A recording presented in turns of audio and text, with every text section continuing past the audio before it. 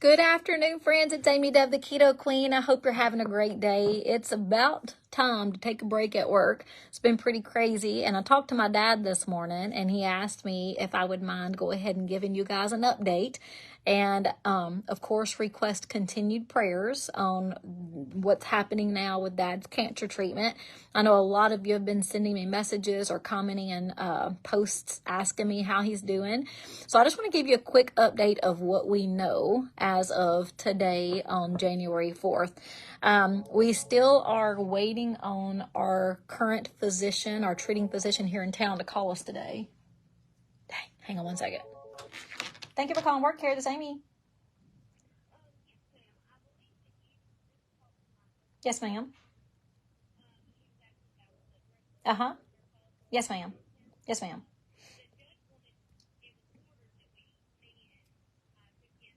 Mm-hmm. Perfect. All right.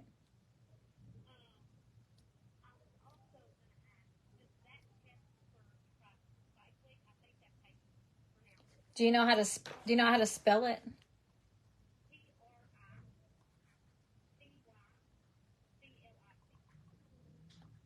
CLIC. Okay. Let me dig into the lab panels and I'm going to call you back. What's your direct number?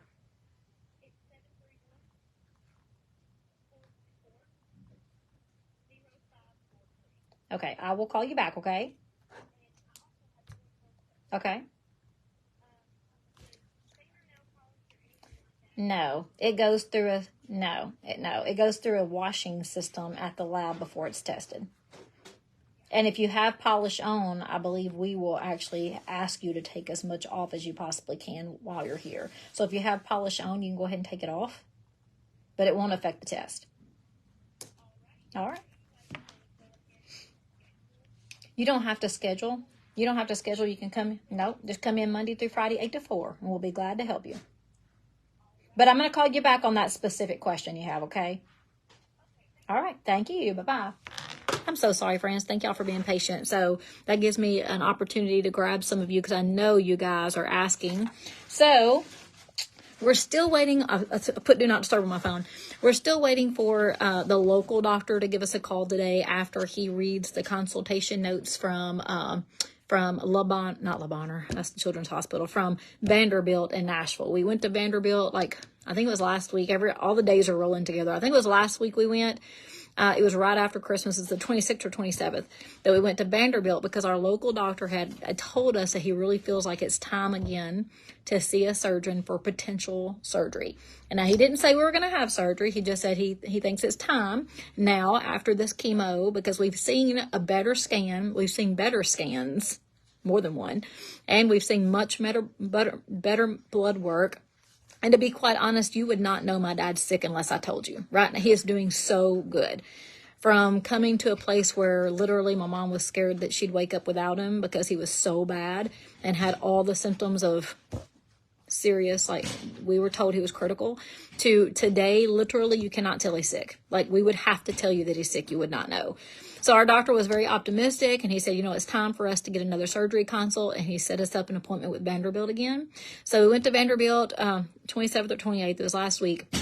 Had new scans there because these doctors like to look at all their good stuff, all their own stuff. And we talked to the doctor and he was not very optimistic that day. I mean, he was very smart, but you know how sometimes doctors are. They want us to know exactly what's going on, so they don't sugarcoat it. But he had told us in the doctor's appointment that he is going to look at his own scans, but from everything he sees, he doesn't care what our doctor's telling us. Dad is not a candidate for surgery, and he will not be a candidate for surgery. And he just was, oh, Lord, that makes me mad. Dad asked me to do an update. My mom just walked in. Wow. So, did you just talk to the doctor? Okay. You hadn't told Dad yet? Dang, I'm just getting an update right now. We hadn't told Dad, so I'm telling you what I know as of right now because Dad asked me to do this. Continued prayers.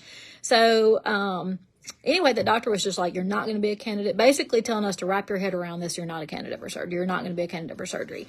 And you guys know my dad has a rare cancer and the doctors have told us from the very beginning, there's no cure. This is going to take you. But we've met people who've lived 14 years with this surgery. They have a foundation specific to this cancer I said surgery.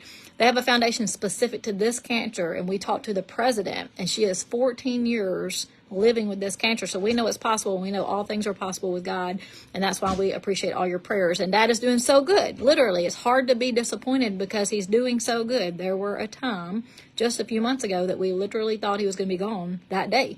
So complete transformation as far as the treatment of chemo that he has received, and just the doctor's good care and all the prayers. But anyway, we just heard from the tumor board at this Vanderbilt hospital, and they told Dad that they all agree with the surgeon. Surgery is not on the table. They didn't say it's not ever going to be on the table, but the surgeon's telling us this. And they think that Dad should continue with chemo. Now, we just heard from our local doctor that chemo is done, because you can't take this chemo forever. It will actually harm you. It's very strong chemo, but that he's going to continue with immunotherapy once a month. The board at Vanderbilt suggests he goes back on chemo. So we're now in the midst of waiting, and apparently Mom's got information for me for our current doctor to get those consultation notes so that they can be on the same page. All we're wanting is that Dad have the best care.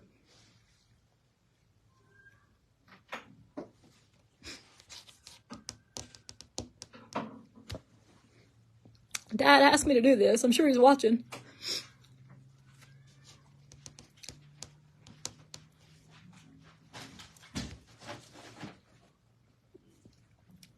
It's hard to be disappointed when he's doing so good.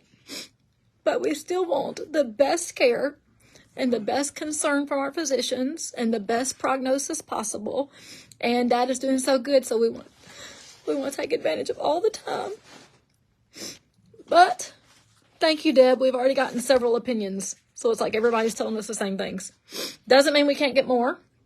But anyhow, I got to get off here and find out what's the latest. But we do know that prayer is powerful and all things are possible. And Dad is doing amazing right now. So again, it's so hard to be disappointing knowing that he's doing so well. But you guys just keep him in your prayers and pray for these doctors. Our local doctor is Dr. Walker. So put Dr. Walker in your prayers, the surgery teams in your prayers, like my dad in your prayers, Joe Grace, if you guys don't remember. And he asked me to give you this update because you guys have been asking. So that's what we're waiting on. We're trying to find out if we're going to continue chemo or if we're not. And, there's lots of questions. Like this chemo, we know the doctors have told us from the beginning, you can't take this forever. It actually can harm you in the long run. And he's doing so good. So if those doctors are saying he should continue, and my gut says, if you continue, is it going to hurt? And then, is it going to work the same later? Like my dad's going through all these questions in his head. He's very worried, even though he has the strongest faith ever. Talked to me this morning. He is okay. He is not disappointed, but he knows that this is very tough cancer. It's very quick acting. It's very aggressive. And, he just wants to have the longest life possible. So, guys, thank you. Thank you for your patience. Thank you for listening to me. Thank you for your prayers. And just keep them coming. Talk to you later. Bye.